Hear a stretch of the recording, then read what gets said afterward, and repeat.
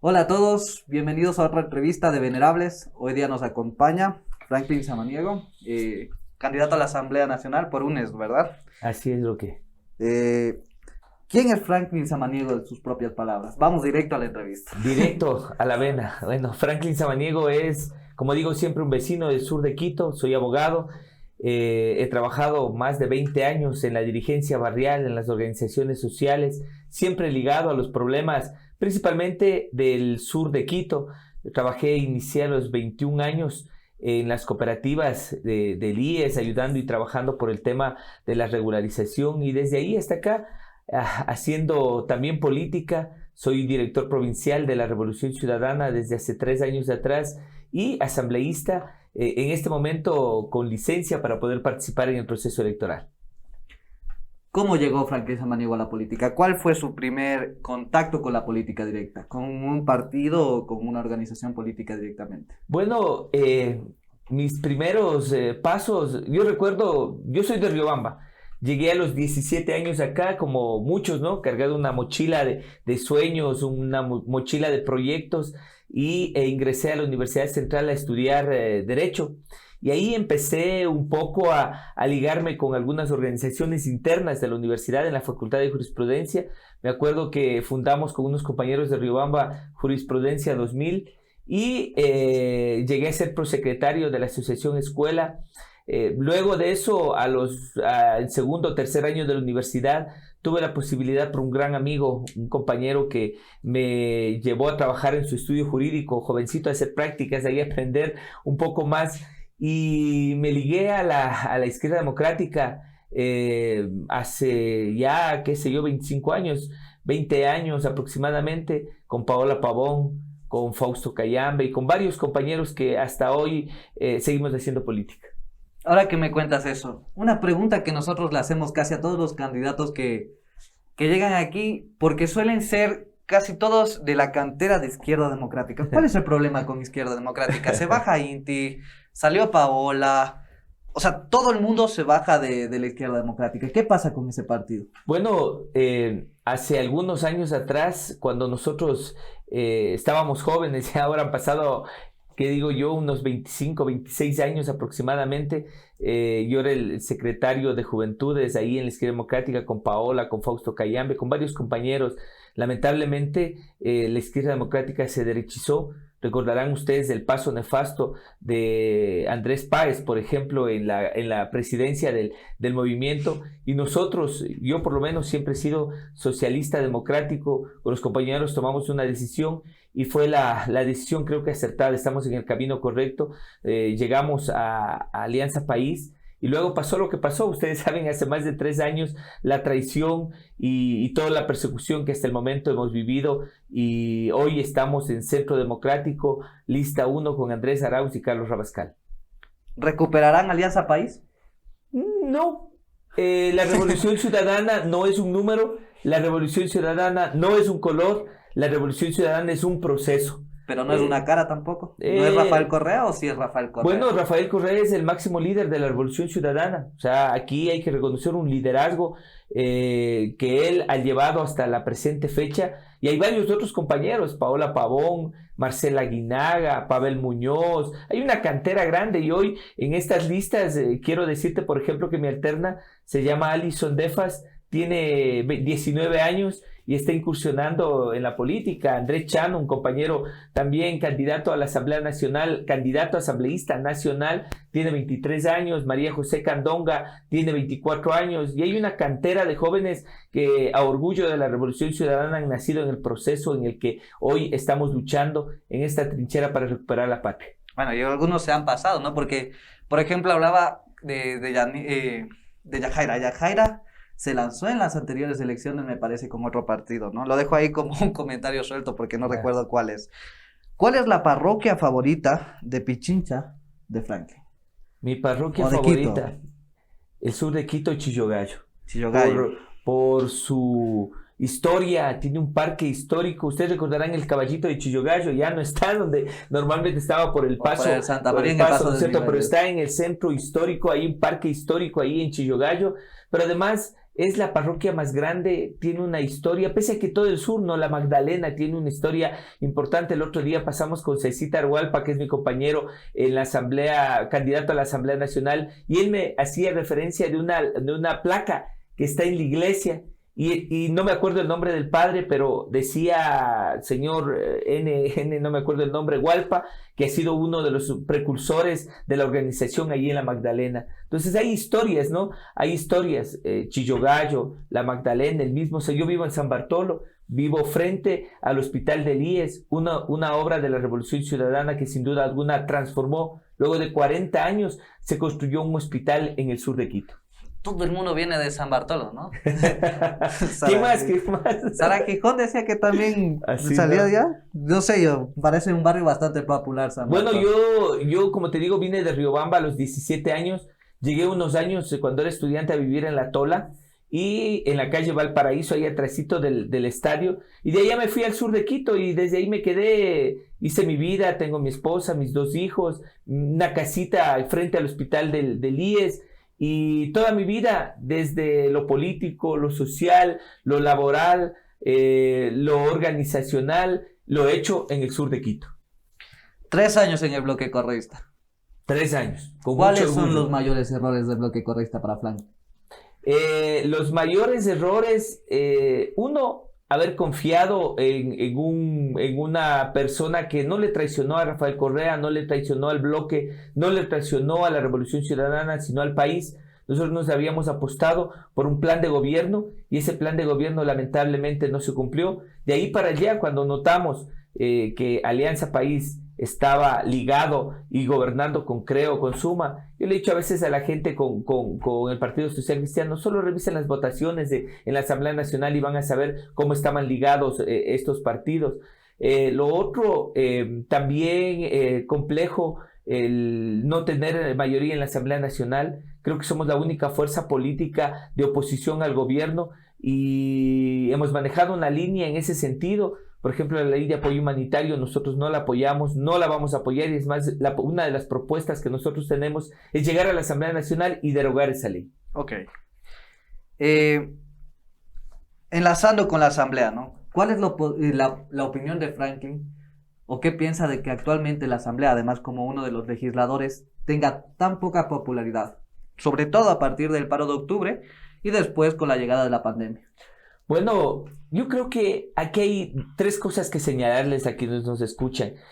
Primero, no es un tema aislado de la Asamblea Nacional.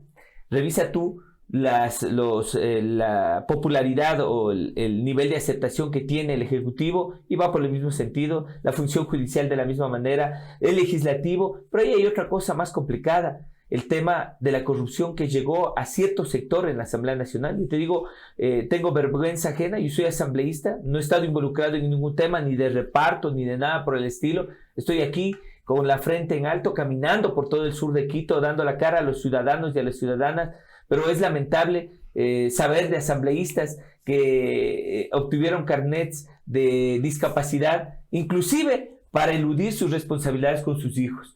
Y lo otro, que este gobierno haya llegado a tal nivel de corrupción y de reparto el tema de la gobernabilidad, que llegar a entregar hospitales, llegar a entregar un montón de cosas a ciertos asambleístas que han estado a la postura principalmente de resolver sus temas personales por este lado, que es el incorrecto, el de la corrupción, y no los intereses de todos los ciudadanos y ciudadanas en el país.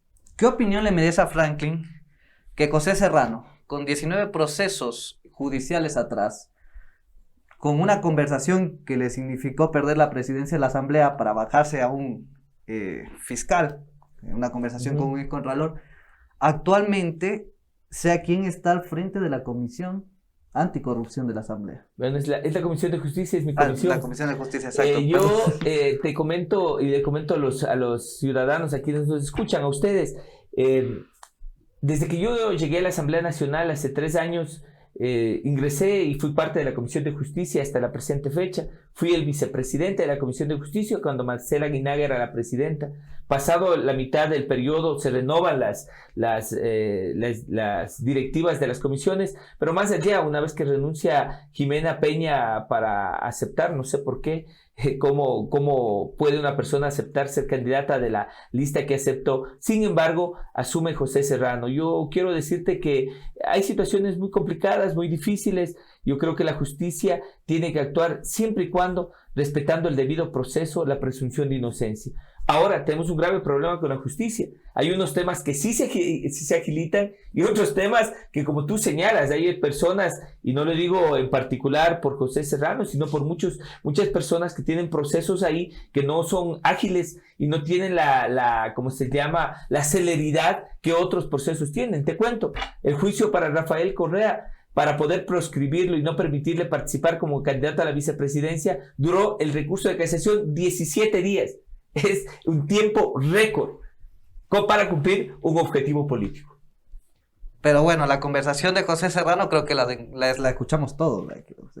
Se quiso bajar a un fiscal con un excontralor. Bueno, eso le costó la presidencia de la Asamblea, ¿no? Todos votamos en ese sentido. Sin embargo, ¿la Asamblea qué hace?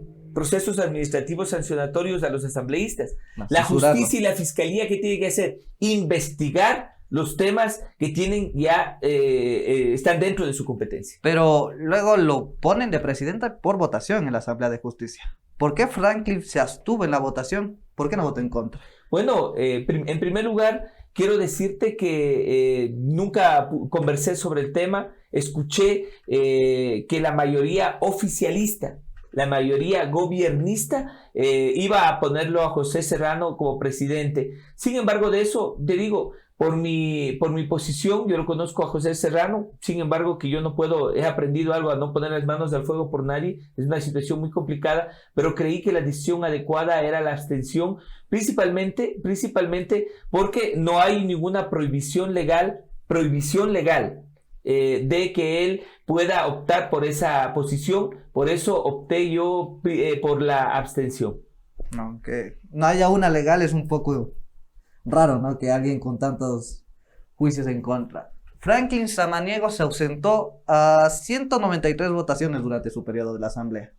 ¿A qué se deben esas ausencias? A ver, en primer lugar, nosotros cuando yo inicié la Asamblea Nacional, dentro de Alianza País, teníamos un código de ética que determinaba que teníamos que titularizar a nuestros alternos el 25% del tiempo de asambleísta. Entonces, los primeros, antes de que haya la ruptura, antes de que yo me separe, ha estado presente y se titularizó mi alterna. De ahí son muy pocas las asambleas a las que yo he faltado, que no sean por temas de salud o alguna cuestión que implique una responsabilidad, inclusive familiar, ¿no? Pero de ahí creo que soy uno de los asambleístas que mayor cantidad de asistencias tiene, de votaciones, y que ha trabajado no solo en la Comisión de Justicia. Yo soy presidente, coordino el Grupo Parlamentario por los Derechos de Niños, Niñas y Adolescentes en la Asamblea Nacional. Además, soy vicepresidente de la Comisión de Niñez. Entonces, más allá de la labor y no criticar a algunos asambleístas, yo en este momento en la Asamblea Nacional tengo 3 funciones que las desempeño casi, que digo, a tiempo completo durante no solo los 5 días de la semana, sino todos los días, porque además yo soy director provincial de mi movimiento y yo dedico los tiempos luego de la Asamblea Nacional a fortalecer mi organización, inclusive los sábados y domingos. Ok. Una de las propuestas de Arauz, ¿no?, que se le escucha decir es cambiar la Constitución del 2008, ¿no? Una Constitución que hizo Correa y que en un momento se dijo que era la más progresista del mundo o de América al menos. ¿Qué falló en una constitución que fue hecha por Alianza País, por la Alianza País de Correa? Bueno, quiero decirte que la propuesta es reinstitucionalizar el país. No hay cómo hacerlo por el grado y la gravedad del daño que le han hecho al país. Cuando se dio la consulta popular, se cambió el Consejo de Participación Ciudadana, y hay un señor que ya no está aquí, que presidió el Consejo de Participación Ciudadana. Hizo tantos cambios que hoy le llevó al país a los niveles de credibilidad que tiene. Te hablo. ¿Julio César Trujillo? ¿no? Claro, Julio César Trujillo, que digo que ya no está aquí, lamentablemente nos llevó a una desinstitucionalización del país, por ejemplo, de las instituciones de control, inclusive del mismo Consejo de Participación Ciudadana. En este momento es necesario revisar algunos temas fundamentales en relación a derechos. El cambio no es en lo conceptual, en lo profundo de la Constitución de la República. Nosotros vamos a seguir hablando del buen vivir, vamos a seguir hablando de la naturaleza con derechos, vamos a seguir hablando de la educación gratuita, de la seguridad social universal, pero hoy, con una constituyente, nosotros hablamos de una constituyente para revisar y ajustar los temas que tengan que ajustar y volver a institucionalizar el país. Es sumamente importante. Pero no podemos seguir como estamos. Hace falta otra constitución para eso, si además van a respetar, digamos, el corazón conceptual de la constitución que ya se hizo. Bueno, hay que mejorar, por ejemplo, el costo. El costo que lleva a hacer una constitución. Hay que mejorar el quinto poder del Estado. Recuerden que hoy las derechas están planteando la desaparición del quinto poder del Estado, el Consejo de Participación Ciudadana y Control Social. Entonces lo que tenemos que hacer es darle más poder al pueblo, el poder popular. No podemos entregar a una élite que maneje todo y resuelva todos los temas del Estado. Es más, este momento con una enmienda querían que nuevamente regrese a la Asamblea Nacional la potestad de designar a ciertas autoridades. Luego de que pasamos ya ese tema, habíamos pasado al tema de los méritos, de los concursos de méritos de oposición, la meritocracia. Sin embargo, sí creo que hay temas que ajustar, principalmente en ese sentido. Pero bueno, el Consejo de Participación Ciudadana ya está en la Constitución. Yo digo, una constituyente tiene un costo que le representa, o sea, es válido el precio que tiene en tiempo y en economía para lo que ustedes necesitan, que es esta reinstitucionalidad. Claro. Inclusive orientar nuevamente. Recuerden ustedes qué decía este gobierno, que había un Estado obeso, que teníamos que reducir algunos temas en relación principalmente a derechos. Miren lo que está pasando con el tema laboral, miren lo que está pasando con el tema de educación, de salud. Yo creo que hay que profundizar la educación gratuita, la educación universal, el seguro social necesita unos ajustes y yo creo que vale la pena una constituyente en donde el pueblo ecuatoriano se pronuncie sobre temas que me parece que van a permitirnos recuperar la patria de aquí para adelante, el futuro, el trabajo y la dignidad, que es lo que estamos planteando. En esta nueva constitución, si es que se llegara a hacer, ¿se va a hablar del aborto? ¿Cuál es la posición de Franklin Samaniego frente al aborto? Bueno, yo he defendido algunos temas desde la Asamblea Nacional. Mi voto en la Asamblea Nacional fue principalmente por enfrentar la realidad que viven muchas niñas y adolescentes en el país. Una posibilidad de que ellas puedan tomar una decisión sobre sus vidas. Ahora a las niñas se les exige que sean madres. En todo caso, yo creo que revisando todos estos temas, planteando los derechos, yo soy parte del grupo parlamentario por los derechos de niños, niñas y adolescentes. Sí, dije que de hecho hay proyectos de ley sobre la violencia y sobre sexting, sobre redes sociales. Así es, presenté yo un proyecto de ley, sin embargo, que uno de los temas centrales en los que yo me he dedicado a trabajar es presentando, por ejemplo, 4 proyectos de ley para el Código Orgánico de Protección Integral de Niños, Niñas y Adolescentes. Uno que tiene que ver con los derechos y principios, el segundo que tiene que ver con las relaciones familiares, ahí hay unos temas muy importantes. El tercero que tiene que ver con el sistema especializado de protección de derechos que no está funcionando. Pero aquí vamos a mojarnos. Yo lo que quiero es saber cuál es la posición de Franklin sobre el aborto. ¿A favor o en contra? Aborto por violación, a favor. Aborto gratuito. Gratuito, pero además con la posibilidad de que los médicos puedan tener la objeción de conciencia pertinente. A una persona no se la puede obligar, pero si a una niña la violan y si a esa niña la obligan a ser madre, es una situación muy complicada. Entonces, si a una niña la violan, yo creo que hay que darle la posibilidad para que ella replantee su plan de vida. Que puede ser madre o no ser madre. No la podemos obligar. Tiene la opción de no ser madre. Así es. El porte de armas, ¿no? Otro tema que se está hablando mucho últimamente en redes y en todos lados. ¿Cuál es la posición de Franklin frente al porte de armas? A ver, 3 cosas. Primero, la violencia es estructural en el país. Este Estado, en la desinstitucionalización, cogió e hizo lo que no había que hacer.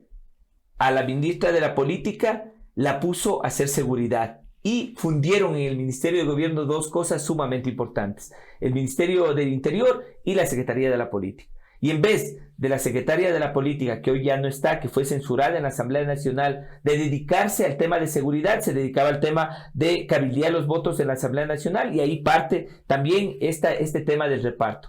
En segundo lugar, la violencia se la enfrenta con prevención, y este gobierno he hecho un análisis sobre los últimos presupuestos del Estado, y en vez de fortalecer la política pública con recursos para prevenir la violencia, lo que hizo es retirar los fondos, pero adicionalmente no tener políticas públicas claras. Y la tercera, la violencia no se combate con violencia. Miren lo que pasa, muchos admiran, las derechas admiran lo que pasa en los Estados Unidos. ¿Acaso no hay imágenes aquí en el país de cómo niños portando armas llegan a asesinar a otros niños en las entidades educativas? Entonces yo no creo que entregando armas a la gente vamos a eliminar la violencia. Tenemos que prevenir, tenemos que sancionar, pero además hay un tema que el Estado también se ha olvidado, que es la reparación integral. ¿Qué pasa con esas víctimas de femicidio? ¿Qué pasa con los hijos víctimas del femicidio? ¿Qué pasa con las familias destruidas? ¿Qué pasa con todo lo que está sucediendo en este momento en el país y que no hay una respuesta de ese Estado? O sea que es un no. No al porte de armas. La violencia no se enfrenta ni se va a solucionar con más violencia. Si nos pusiéramos más progresistas, ¿qué pasa con la eutanasia? ¿Cuál es la posición de Franklin con la eutanasia? Bueno, la verdad es que no he pensado en ese tema sobre la eutanasia, pero yo te digo, si vamos a garantizar derechos de todas las personas, es un tema que el Estado en este momento tiene que ponerse a debatir. ¿Por qué el miedo a debatir estas cosas? ¿Por qué el miedo a debatir el aborto por violación? ¿Por qué el miedo a debatir a la eutanasia? Avancemos, debatamos. Yo no digo que lo hagamos de una manera sine qua non. En la Asamblea Nacional se tomó una posición, yo respeto esa posición. Sin embargo, siguen habiendo miles de niñas que son violadas y son madres. Había una posición, por ejemplo, que busquemos en el Código Orgánico de Protección Integral de Niños, Niñas y Adolescentes que sea una opción, por ejemplo, la adopción. Es un tema, hay que debatir estos temas. Pero esto va más allá de la campaña. Existe, digamos, un acuerdo entre las personas que van a la asamblea, porque yo recuerdo que la última vez, la primera vez, cuando Paola Pavón presentó el proyecto de aborto, fue Rafael Correa Delgado quien se bajó el proyecto, fue el correísmo el que se bajó el proyecto del aborto. Entonces, ¿existe realmente un consenso dentro del bloque de UNES ahora sobre estos temas, o esta es una posición personal? Bueno, nosotros no tenemos una posición unificada. Te recuerdo en la votación, mira qué pasó cuando revisábamos el Código Orgánico Integral Penal y se intentaba o se planteó en una de las reformas incluir la posibilidad del aborto por violación.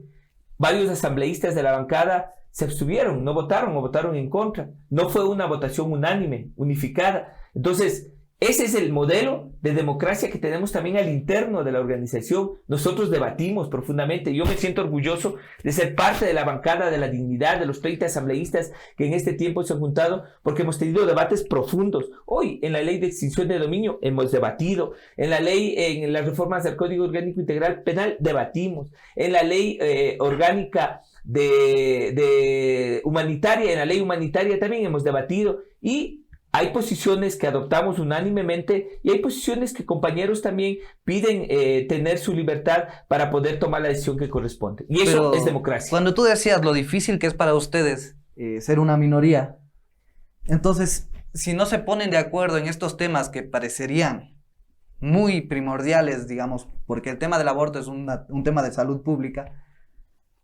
¿está garantizado que si llegan a tener una mayoría, se pondrían de acuerdo y podrían llegar a tener acuerdos, digamos? Acuerdos en todo lo que podamos hacer al interno. ¿Nosotros qué hacemos? Debatimos, tomamos una posición y con esa posición salimos. Hay muy pocas votaciones en donde uno u otro compañero ha pedido, con consenso y conocimiento de la bancada, tomar una posición distinta, no radicalmente distinta, más bien una posición que ha venido defendiendo desde hace mucho tiempo atrás, pero me parece que eso es saludable, eso es democrático. Nosotros en la mayoría de temas, tú revisa, y le invito a todos a que revisen la votación de la Revolución Ciudadana, casi todas las votaciones son unánimes, excepto en algunos temas en particular que tomamos alguna posición que me parece que es legítimo y debemos respetar también al interno.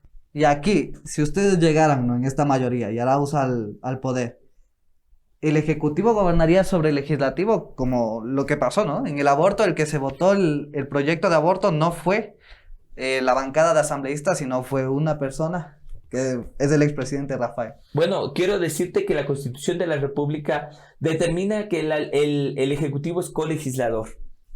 Colegislador. Entonces, la Asamblea Nacional tiene que hacer su trabajo. Claro, en el tema, en algunos temas se articularán los debates, eso es sumamente importante, la bancada tomará la posición que corresponda. Si nosotros estamos en un proyecto político y Andrés Arauz debate con nosotros una reforma al Código Orgánico Integral Penal, debate una reforma a la Ley Orgánica de la Función Judicial, etcétera, claro que en conjunto tomaremos una posición. Sin embargo, de que nosotros dentro de la Asamblea Nacional tomaremos las decisiones que correspondan, pero de ahí a que el Ejecutivo determine exactamente qué es lo que vamos a caminar, pese a que somos un proyecto político. Sin embargo, el Ejecutivo hoy, el presidente Moreno, tiene la potestad de emitir sus vetos y así lo ha hecho. Los debatiremos también. Algún momento Andrés tendrá que también plantear sus vetos y así tendremos que debatirlo porque eso es su potestad de acuerdo a la Constitución y la ley. Pero también es cierto que plantear un veto es una cosa, o sea, vetar un proyecto de ley es una cosa,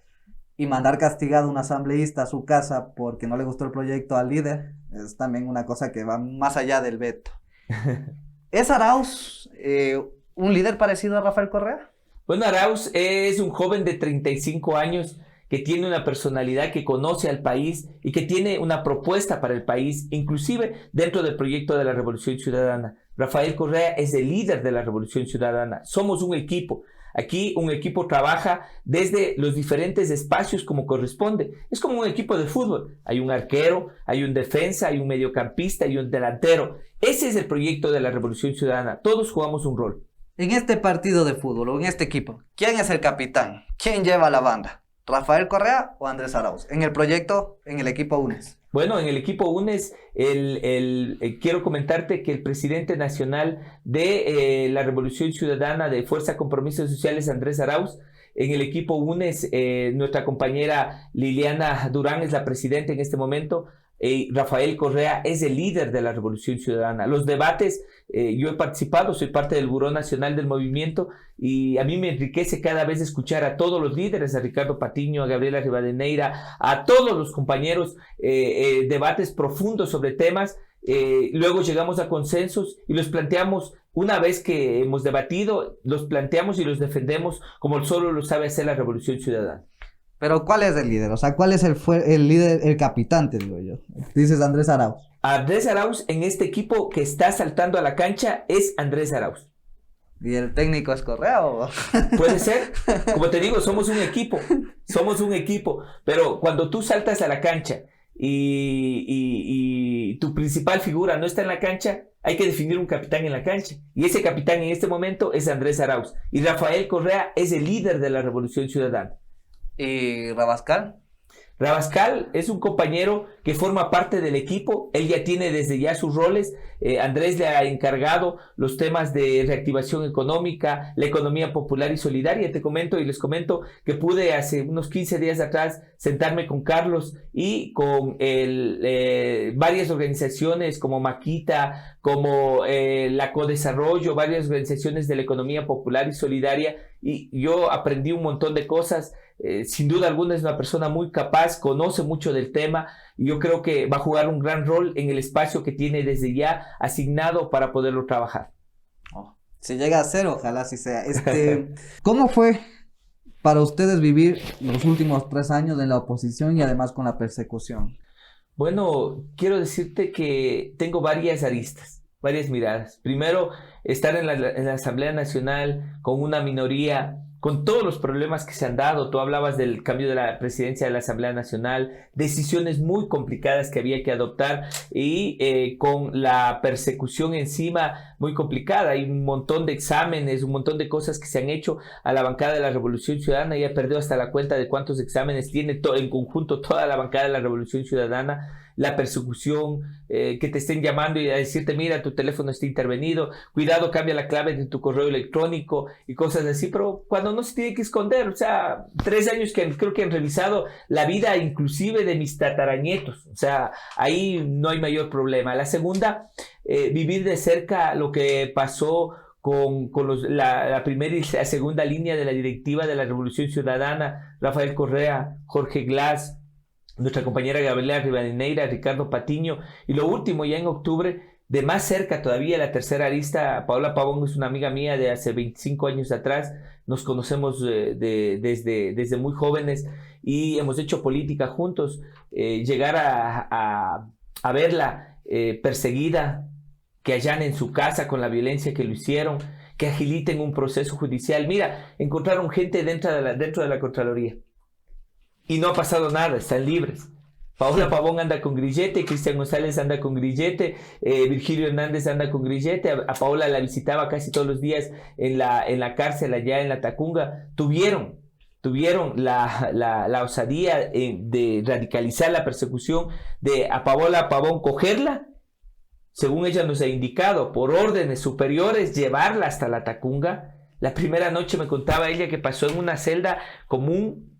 Ella, sea lo que sea, es prefecta de la provincia de Pichincha, no tiene que tener ninguna cuestión en particular, pero sí la seguridad que una autoridad debe tener en los espacios, ¿no? Entonces, esa persecución la he vivido de cerca con la familia de Paola y ha sido muy, muy, muy complicado. Yo estuve el día que Paola salió de aquí, de Chillogallo, del centro de detención, y te juro que sentía una impotencia así tan compleja de que ella haya vivido tanto tiempo esta situación muy complicada. Si llega Arauz al poder, ¿hay indulto o no hay indulto para los perseguidos? Bueno, existen recursos. Nosotros hemos conversado que existen recursos judiciales que tendrán que evacuarse, pero como una justicia independiente. No una justicia que acelera unos procesos y que otros no los acelera. Una justicia en donde a jueces se premia pasando de ser jueces a ministros jueces, etcétera, etcétera. En todo caso, es una situación que desde la constituyente también hay que resolver. El tema de conversado. Justicia. Bueno, sobre el indulto no hemos conversado. Yo conversé alguna vez, estuve en una reunión con el compañero Rafael Correa y con muchos compañeros, y lo único que se plantea es que la justicia brille. Mira lo que pasa con Interpol. O sea, es tan burdo este proceso judicial. Tiene 30 y pico de procesos que no han podido impulsarlos porque no hay pruebas, no pueden avanzar. Y cogieron uno por influjo psíquico. Notificaron a la Interpol con la sentencia y la Interpol se negó a detenerlo. Entonces, es evidente la persecución política. Aquí en el país se plantea una posición. Fuera del país, la gente tiene claro de lo que ha pasado. Entonces, si fuera, como muchos señalan, un proceso que esté enmarcado dentro de la ley, la Constitución y las normas internacionales de derechos humanos, la Interpol actuaría inmediatamente. El proyecto central de la gestión de Franklin los últimos años fue el COTAD, ¿no? El Código Orgánico de Organización Territorial, Autonomía y Descentralización. ¿En qué consiste? Háblanos un poco de eso. ¿Y va a seguir siendo un proyecto que impulse si llegas a la Asamblea de nuevo? Bueno, yo trabajé en 4 cosas en la Asamblea Nacional. Fui parte de la Comisión de Justicia. Como te digo, soy parte hasta ahora. Estoy con licencia. Trabajamos en todas las reformas del Código Orgánico Integral Penal, cosas muy, muy, muy complicadas. Revisar tipos penales. La última reforma que se hizo cuando se incluyó como un tipo penal la elusión de los procedimientos en casos de emergencia. Otro de los temas que a mí me apasiona, porque soy además del grupo coordinador del grupo parlamentario por los derechos de niños, niñas y adolescentes, es la reforma al Código de la Niñez y la Adolescencia. Desde que llegué a la Asamblea me dediqué a trabajar en ese tema. Trabajé como parte de la Comisión Amperta, que investigó todos los temas de violencia sexual contra niños, niñas y adolescentes en las unidades educativas, en el sistema educativo en el Ecuador. Luego, hasta ahora, estamos tratando ya de entregar el informe para segundo debate del Código Orgánico de Protección Integral de Niños, Niñas y Adolescentes, una nueva propuesta, tiene más de 700 artículos. Y el tercer tema, lo que tú decías, ¿no? El COTAD. Yo he presentado un proyecto de ley en Quito, en Pichincha, en Quito principalmente. Hay más de 400 barrios que todavía no tienen regularización. Muchos de ellos no tienen servicios básicos. Estuve, por ejemplo, andando arriba de la Reina de Quito. Entras por la Mena hasta el fondo, son 10 minutos en carro y hay un barrio que no tiene todavía servicios básicos, que además no tiene sus vías, no tiene muchas situaciones que lo que hacen es no dignificar la vida. Entonces, ¿qué voy a hacer yo en la Asamblea Nacional? Impulsar esa reforma. Necesitamos ajustar la partición administrativa, la regularización de barrios, trabajar principalmente en ese tema. Lo otro que hemos planteado nosotros, hace 2 años atrás, presenté un proyecto de ley para el trabajo autónomo, fortalecer el trabajo autónomo. Los trabajadores autónomos no tienen seguro social, los trabajadores autónomos no tienen la mayoría acceso a créditos, no tienen vivienda y algunas cosas que se plantearon desde ahí, pero como a la mayoría en la Asamblea Nacional lo que les interesa son leyes en donde se beneficie a las grandes minorías, les digo a las grandes minorías porque son los que más recursos tienen, y no a estos temas que son de suma importancia, por lo menos para 3 millones de personas que aproximadamente ejercen el trabajo autónomo. ¿Cuánto ha avanzado en los últimos 15 años la Asamblea y el país en tema de protección infantil y cuánto le debe? ¿Cuál es tu visión ahora que se va a cambiar la Asamblea de estos últimos 4 años? ¿Crees que le quedaron debiendo mucho a los niños y a los adolescentes? Bueno, 3 cosas igual. El Código actual de la Niñez y de la Adolescencia es del año 2003, es preconstitucional, antes de la Constitución del año 2008, y hay varias cosas que hay que irlas ajustando. En segundo lugar, los temas de violencia ha sido muy complicado y ahora peor con la pandemia, el cambio de las relaciones familiares, ¿no? Recuerda a todos haciendo teletrabajo en la casa, con los hijos, las madres triplicando sus actividades, porque tienen que ser maestras, tienen que ser enfermeras, tienen que ser doctoras, tienen que ser amas de casa, padres también que asumen roles, ¿no es cierto?, distintos. Y la tercera cosa, las deudas, ese Código de Protección Integral de Niños, Niñas y Adolescentes. Cuando estuve en la Comisión AMPETRA, vimos como los temas de violencia tenían varias aristas también. El tema de la impunidad. El 30% de casos que se denunciaban llegaban a tener sentencia.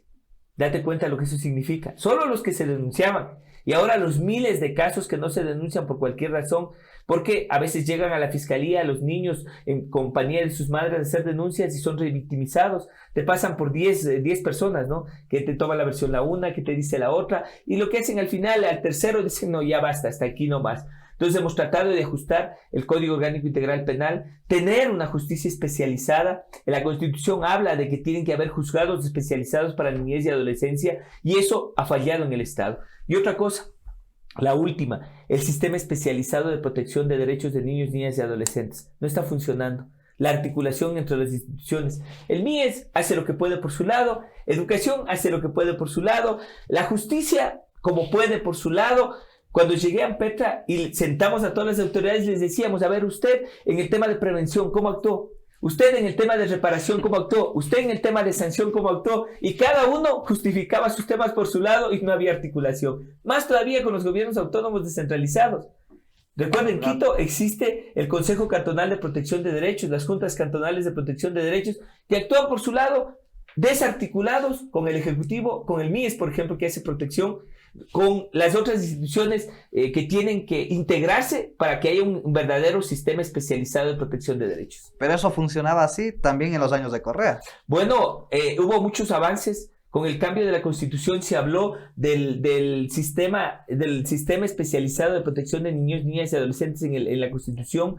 Se lo implementó, lamentablemente. Yo quiero asumir también, tenemos que ser autocríticos. Con las reformas al Código Orgánico, al Código de la Niñez y la Adolescencia, se debilitó el sistema especializado de protección de derechos, pero son cosas que tenemos que asumirlas y corregirlas. Como te digo, apenas ingresé en la Asamblea, me dediqué a trabajar en esos temas y aspiro yo que una propuesta que hicimos con mi equipo asesor y con varios niños, varias organizaciones, entre ellas UNICEF, World Vision, Child Fund, hicimos varios talleres para poder construir una propuesta de sistema especializado de protección de derechos. Esperemos que se logre aprobar y que eso sirva también para garantizar los derechos de niños, niñas y adolescentes. Ok, para ir terminando, le vamos a hacer una pequeña dinámica.